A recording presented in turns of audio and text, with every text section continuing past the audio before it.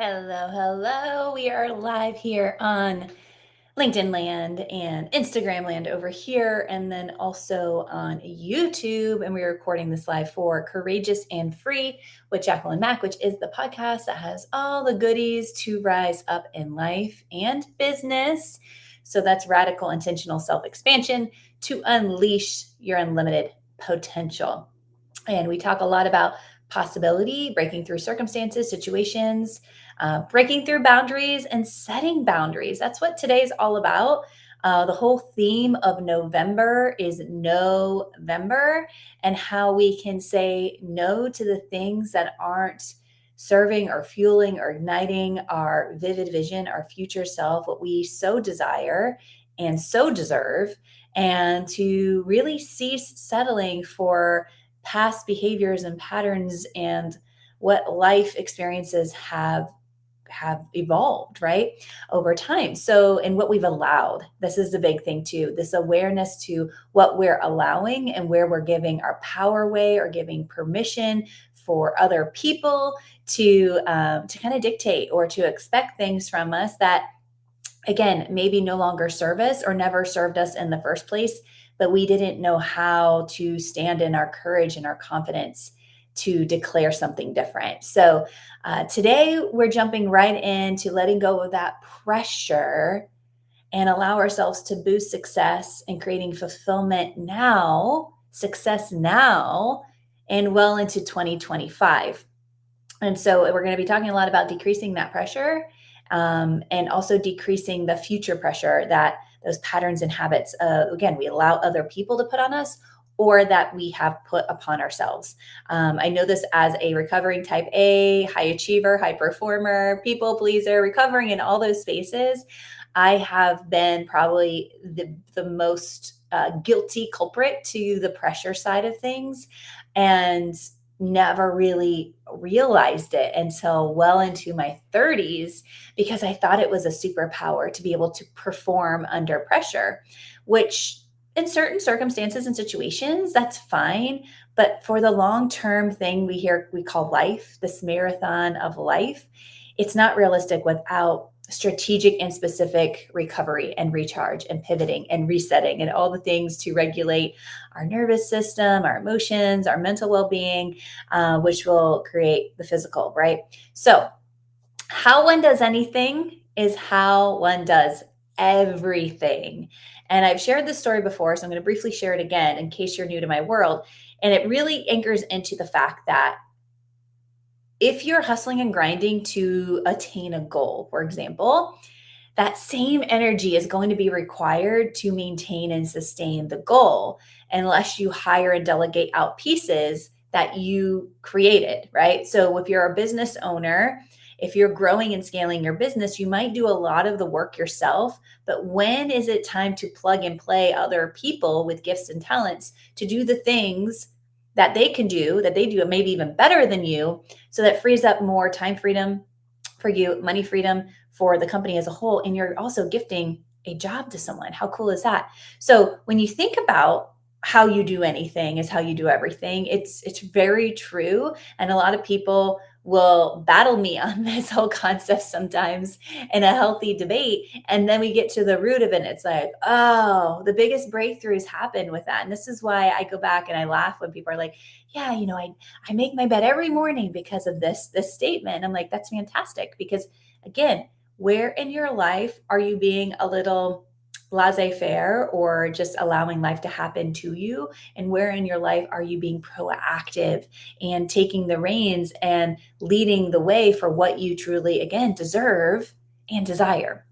So permission to say no. Permission to say no here in November, because when we say no to more of the things that are no longer leading us to where we really desire to be or to experience, we create room for the yeses, right? If we're saying yes to all the things over here and the old ways of doing and being life, and we have no room for the new yeses, something's going to break, something has to give. It's that energy exchange, it's the trade-off, right? And so when you look at saying no, when you look at setting boundaries, which is really hard, this is something I help my clients with all the time. It's something I have to practice myself with with not only people in my workspace, but also loved ones, family members, and making it not mean anything. It's just what it is, right? We can really release the pressure when we set the boundaries. It might feel like pressure when you're first placing the boundaries, but if anything, the boundaries should help free you from the expectation of. The boundaries will help free you from being hurt because this person manipulates you a lot, or this person oversteps, or this person expects too much from you, right? So having very clear verbal boundaries, again, we're not talking about unspoken expectations, unspoken boundaries. That's not fair for both parties involved, right? We're talking about being verbal about it. And also making sure that we release any of that pressure. If we're feeling it in the ways that we're doing, because we're like a newborn baby learning to walk, we have to crawl, walk before we run, right? And this is new to you. You might feel a little wonky or awkward when you're doing it. Just be aware. Be aware and just honor and release any of that pressure. And again, where is it coming from? Did you put the pressure on yourself, or did you give your power away for somebody else to do that for you? Because this can become a habit. And the pressure was the reason I was so successful at a very young age. And any opportunity I had, I strived to be at the top, and I made it to the top, or at least the top, 2 to 3% of anything that I did. And it was fantastic. And it was also a hard learning lesson to really evolve into later in life. And you could say, I wish I would have learned it sooner. I learned it at the right divine timing. And so now's the time to kind of rewire these new habits. Don't wait till the new year. Momentum starts now here in November. Momentum could have started in October if you're an overachiever in that area, like myself, right? But it's time to rewire these habits, these patterns, these behaviors that favor that potential, that possibility, without the pressure. And without the pressure comes what? More enjoyment, more fulfillment, next level success in both business and life. And Tony Robbins says it very well. He says, success without fulfillment is failure. And I used to use that quote a lot. It's actually probably still even on one of my websites out there that's outdated. But I believe with 1,000% of the certainty cells in my body that success without fulfillment is simply not success. Period. Like, that's my raw, real truth to defining success and helping my client redefine what success is to them, and not settling for, again, the pressures put on by culture, society, generations of our family heritages, right? So there has been many moments in my life where I still found fulfillment in what others might perceive or call failure. And there are many times I wouldn't even mention the quote unquote, what society would say as failures. I wouldn't even mention the burnouts that I have. I wouldn't even mention how many times I restarted my coaching business and burned it down and recorded modules, or stopped doing one-on-one and then all in on self-study, and then stopped really promoting self-study, went back on all on the one-on-one experiences, because to me, it wasn't failure. But I knew in the eyes of others, they would assume that or state that. And that didn't matter. It didn't matter, because I had fulfillment in the journey, and I just started calling it failing forward. I was failing forward because it wasn't a definite failure, done, not happening again. No, it was an evolution. It still is an evolution. My business, my humanness, my personal life is constantly evolving because of the intention that I'm putting into my energy, my time, my resources. And I'm very particular about who and what and when gets those parts of me, right? That's why I talk about ROI is the new return on intention, because you can have the statistical business ROI, but is there intention behind it? Or is it just what somebody told you to do or what you learned in business school, right? So take a moment and really count at any time, not even just reflect back, but like any time now moving forward, that you have the ability to choose. Your responsibility is your respondability versus react, go through life, react. Something else happens and we react. There's some major things going on in our world this week. Some very dear friends' birthdays happening. My other daughter has a birthday this Friday, and there's some really crazy things going on behind the scenes with someone that's in hospice and deaths in our family. And I'm just like, whoa, I get to choose where I put the pressure on myself. I could have waited to do this podcast tomorrow or next week, but this lights me up. This is something I want to share. This actually makes me feel good, even while supporting people through grief. This makes me feel good, and I can have that boundary like, no, I really want to do this, and I can still be here for you. I know it might sound crazy, but I've also experienced a lot of death at a very young age. So I also process it very differently. I celebrate people who became free from their human bodies, these AKA, we can call them meat suits, right? But yet as a human, I miss them. I just did a talk on 2 Saturdays ago in a room of 90 beautiful women talking about power and the tragedy of life is not death. We don't die. It's what dies inside us while we're living.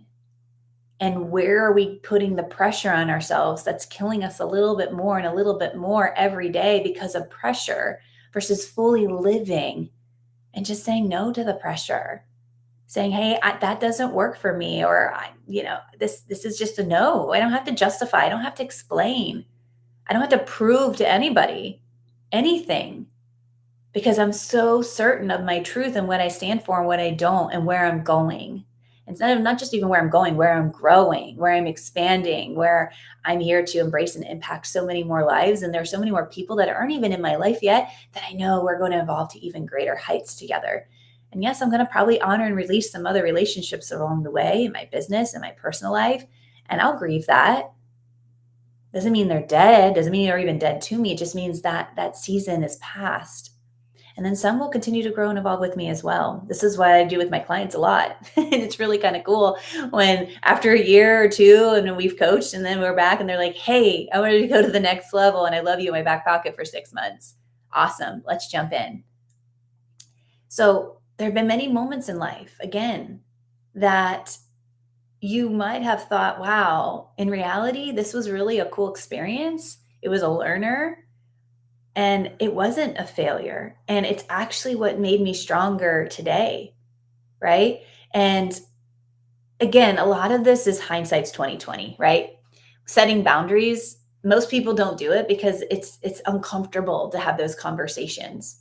And I can tell you that unless you're getting comfortable with being uncomfortable, you're going to stifle your growth, your expansion, and your richness in the relationships that you have, your richness in the areas of life that you're desiring more of, whether it's money, time freedom, adventure, connection, love, and any aspect of a relationship, right?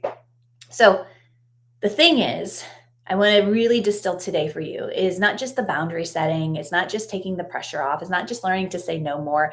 It's also just realizing that there's going to be habits and patterns and behaviors that fall into place. And a big part of this is even this episode today, you're making it mean something. You're either agreeing with what I'm saying or you're like, oh my gosh, she's crazy, or that's nonsense, or I don't believe that, right? Because we're naturally meaning making machines.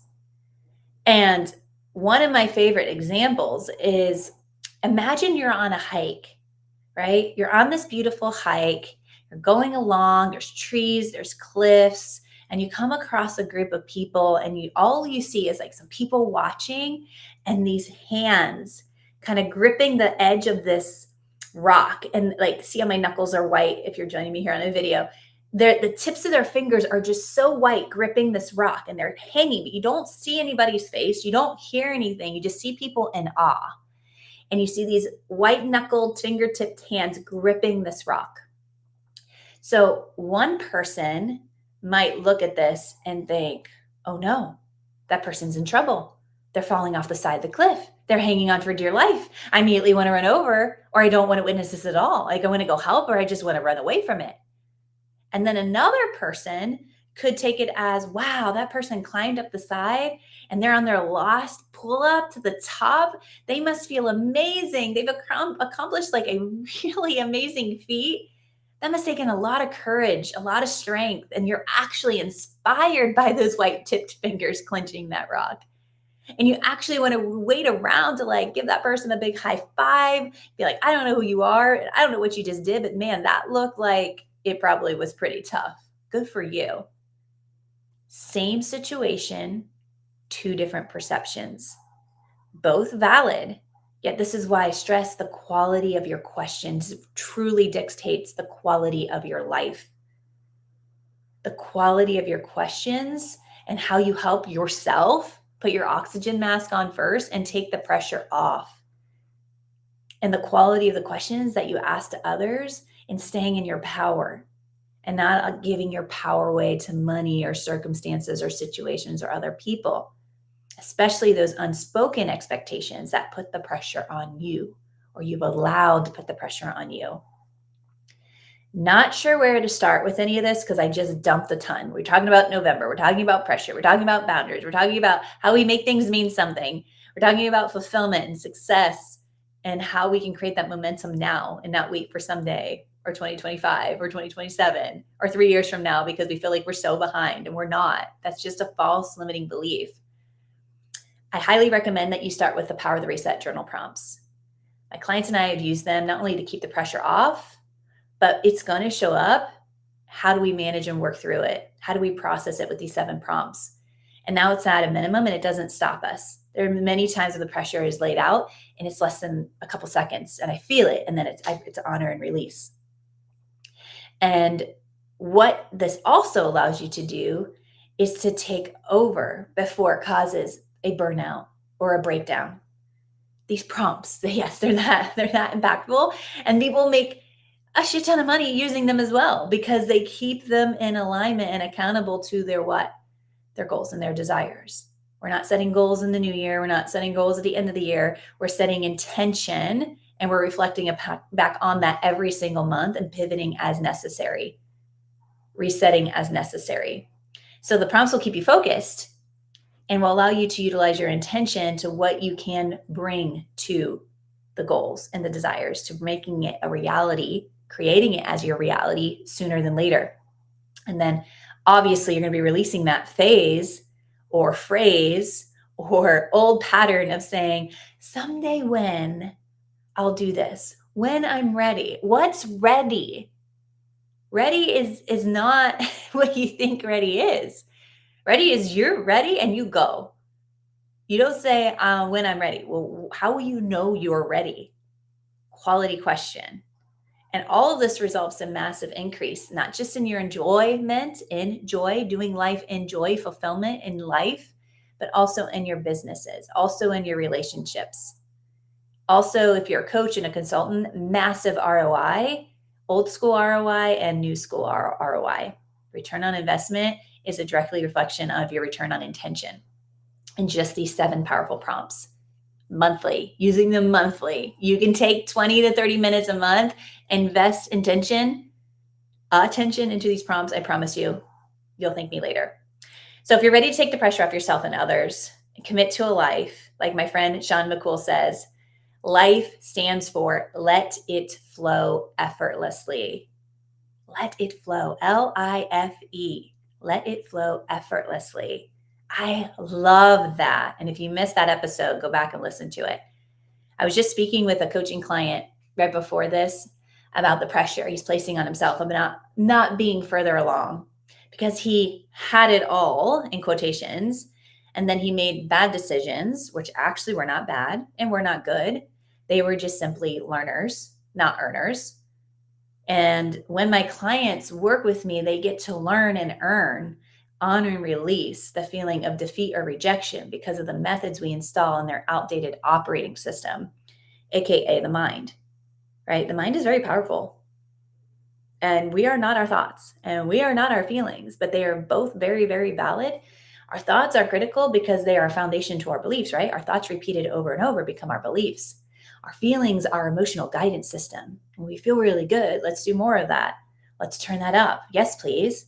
When we don't feel good, where do we need to reset? Where do we need to pivot? Where do we deserve, not just need, to have a better question or conversation with ourselves or someone else? Now, we're talking about one of my favorite books, but I bring this up, believe it or not, the 4 Agreements.